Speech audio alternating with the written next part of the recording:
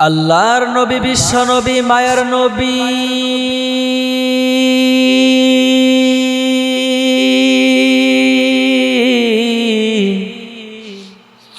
উনি যখন দুনিয়া থেকে বিদায় হয়ে চলে যান হযরত আবু বকর রাদিয়াল্লাহু তাআলা আনহু আমিরুল মুমিনিন ইসলামের প্রথম খলিফা হইয়া বিশ্বনবী মায়ার নবীর নামাজের মুসল্লায় নামাজ পড়ান। সাহাবায়ে কেরাম পিছনে দাঁড়াইয়া দাঁড়াইয়া কান্না করে, কারণ বিশ্বনবী ইন্তিকালের পূর্বে যখন অসুস্থ হয় তখন পর্যন্ত সাহাবায়ে কেরামের মনের চিন্তা ভাবনা এমনটাই ছিল, যদিও বিশ্বনবী মায়ার নবী এখন অসুস্থ, নবী আবার সুস্থ হয়ে যাবেন, আমরা আবারও বিশ্বনবী মায়ার নবীর ইমামতিতে আবারও নামাজ আদায় করে ঘরে ফিরব। কিন্তু এখন তাকায়া দেখে নবী আমার নাই, নবীজি দুনিয়া থেকে বিদায় হয়ে চলে গেছেন। এই জন্য নামাজের মধ্যে দাঁড়াইয়া দাঁড়াইয়া কান্না করে। নামাজটা শেষ হয়ে যাওয়ার সাথে সাথে হযরতে বেলাল রাদিয়াল্লাহু তাআলা আনহু বিশ্বনবী মায়ার নবীর যেই জায়গা দাঁড়াইয়া আবু বকর নামাজ পড়ান, সেই স্থানে আইসা হযরত আবু বকর রাদিয়াল্লাহু তাআলা আনহুর সামনে যাইয়া দুইটা হাত জোর করে ডাক দিয়া বলেন, আমিরুল মুমিনিন,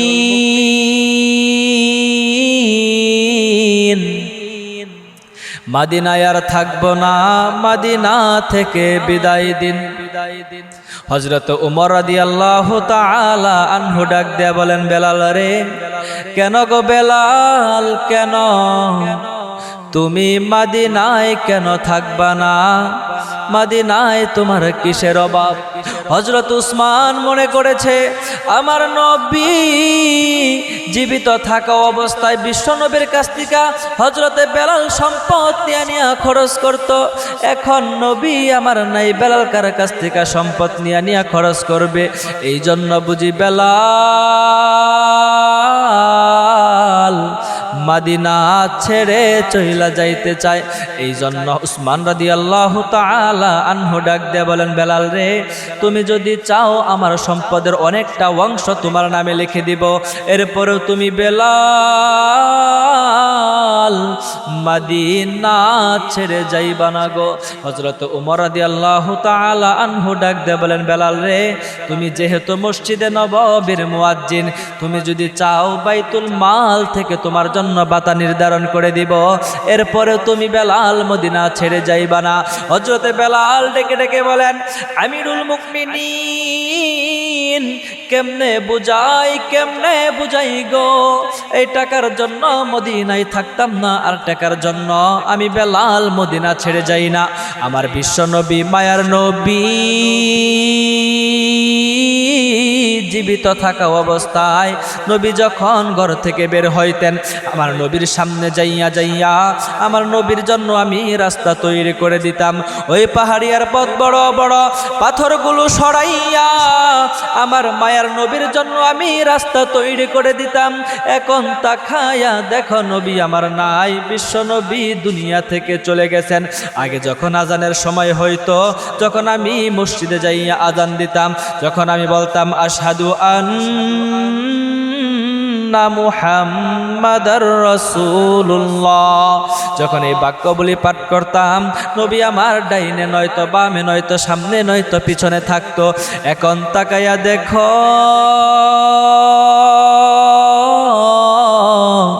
নবী আমার নাই, বিশ্ব নবী মায়ার নবী দুনিয়া থেকে বিদায় হয়ে চলে গেছেন। আমিরুল মুমিনিন, মদিনায় আর থাকবো না, মদিনা থেকে বিদায় দিন। আমার নবী জীবিত থাকা অবস্থায় যখন জুতাগুলো বারিন্দায় রাইকা আমার নবী মসজিদের মধ্যে প্রবেশ করত, আমার নবীর জুতাগুলো আমার কলিজার সাথে লাগাইয়া, আমার বুকের সাথে লাগাইয়া আমার বুকটা ঠান্ডা করতাম। এখন তাকায়া দেখো নবী আমার নাই, চমৎকার জুতাগুলো আমার কলিজায় লাগাইয়া আমার কলিজা ঠান্ডা করব। আমিরুল মুমিনিন মদিনায় আর থাকবো না, মদিনা থেকে বিদায় দিন। ও মুসলমান, হযরতে বেলাল রাদিয়াল্লাহু তাআলা আনহু একদিন রাতের আধারে মদিনা ছেড়ে চলে গেছেন ওই সিরিয়ার দামেস্ক এলাকায়। সাহাবায়ে কেরাম হযরতে বেলালকে কোথাও খুঁজে পায় না। এভাবে অনেকটা মাস অতিবাহিত হয়ে যাওয়ার পর একদিন বেলাল স্বপ্নে দেখেন বিশ্বনবী মায়ার নবী হযরত বেলালের মাথার পাশে আইসা দাঁড়াইয়া ডাক দেয়া বললেন, ও বেলাল রে, এটা তোমার কেমন বন্ধুত্ব? আমার ইন্তিকালের পর হযরত আবু বকর, হযরত উমর, উসমান, আলী সহ প্রত্যেকটা সাহাবী আমার রওজার পাশে দাঁড়ায়, বেলাল তুমি কেন দাঁড়াও না? তুমি কই? হযরতে বেলাল রাদিয়াল্লাহু তাআলা আনহুর ঘুমটা ভেঙে যাওয়ার সাথে সাথে পাগলের বেশে ওই মদিনার পথে রওয়ানা। মদিনায় যাইয়া বিশ্বনবী মায়ার নবীর রওজার পাশে যাইয়া ফুফাইয়া ফুফাইয়া কান্দে। আর বিশ্বনবীর রওজার দিকে বড় আনমনা হয়ে, বড় চমৎকার হয়ে, বড় পাগল হয়ে, বড় মায়াবী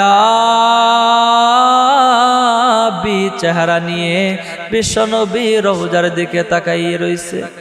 চমকতা রহে তেরে, চমকতা রহে তেরে রওজে का मंजर, तमकते रहे तेरे रौजे की जाली। हमें बियातो हूँ ओ शौक़ अबू ज़र, हमें बियातो ओ शौक़ अबू ज़र, हमें बिअतो हो ओ जज़हाए बिलाली, हमें बिअतो हो ओ जज़हाए बिलाली। नबी नबी करे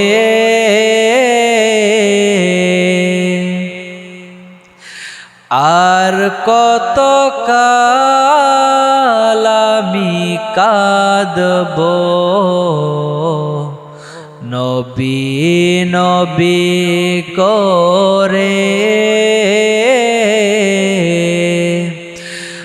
আর কত কাল আমি কাঁদব।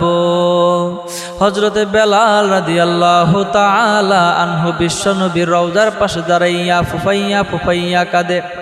হযরতে বেলালের সংবাদ যখন মদিনায় হযরতে বেলাল পৌঁছে, এই সংবাদ যখন মদিনায় ছড়িয়ে যায়, সাহাবায়ে কেরাম দৌড়াইয়া আয়েশা নবীজির রওজার পাশে ভিড় করছে বেলালকে দেখার জন্য।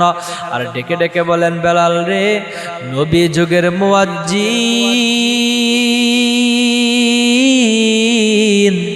কতটা দিন হয়ে গেল তোমার মুখ থেকে আজানের ধ্বনি শুনি না, আমাদেরকে একটু আজান দিয়া শোনাইবানি।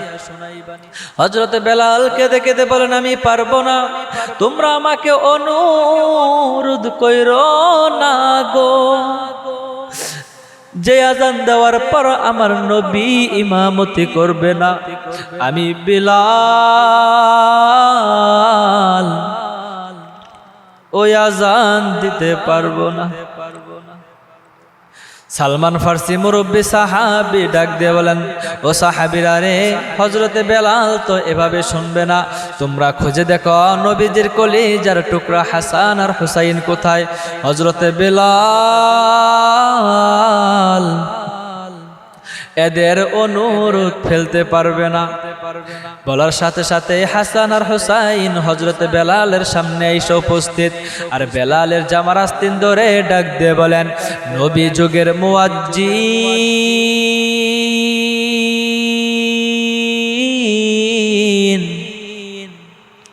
কতটা দিন হয়ে গেল নবী যুগের আজান শুনি না, আমাদেরকে একটু আজান দিয়া শোনাইবানি।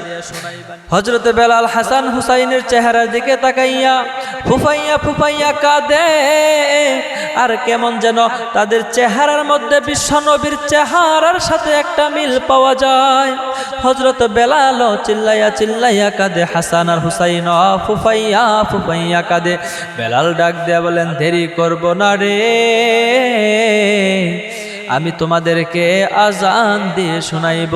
হযরত বেলাল রাদিয়াল্লাহু তাআলা আনহু যখন আজানের স্থানে দাঁড়াইয়া আজান দেওয়া শুরু করেছে, যখন কানে হাত দিয়া আজান দেওয়া শুরু করেছে, যখন এই বাক্য পর্যন্ত আসছে আশহাদু আন্না মুহাম্মাদার রাসূলুল্লাহ, এই বাক্যটা পাঠ করার সাথে সাথে হযরতে বেলাল একটা চিৎকার দিয়া জমিনের মধ্যে বেহুশ হয়ে পড়ে গেছে।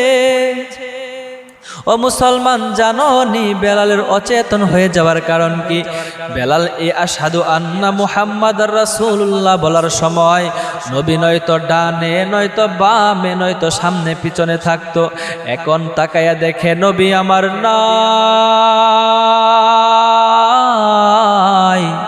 সারা জীবনের জন্য বিশ্বনবী দুনিয়া থেকে বিদায় হয়ে চলে গেছেন।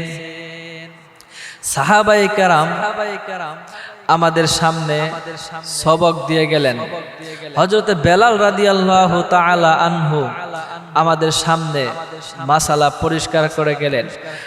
যারা আল্লাহর কথা বলে, আল্লাহর পথে চলে, আল্লাহকে ভালোবেসে সপেছে জীবন, তাদের কিসের ভয়, কে করে পরাজয়, শহীদি তামান্নাতে নাচে তার মন। যারা আল্লাহর কথা বলে, আল্লাহর পথে চলে, আল্লাহকে ভালোবেসে সপেছে জীবন, তাদের কিসের ভয়, কে করে পরাজয়, শহীদি তামান্নাতে নাচে তার মন। হযরতে বেলাল রাদিয়াল্লাহু তাআলা আনহু সম্পর্কে এই বিশ্বনবী মায়ার নবী ডাক দিয়ে বলেন, বেলাল তুমি এমন কি আমল করো, দুনিয়াতে যখন আমার সামনে সামনে হাঁটো, মালিক আমাকে জান্নাত ভ্রমণ করাইতে নিয়ে গেছেন, সেই জান্নাতও আমার আগে আগে তোমার জুতার আওয়াজ শুনছি।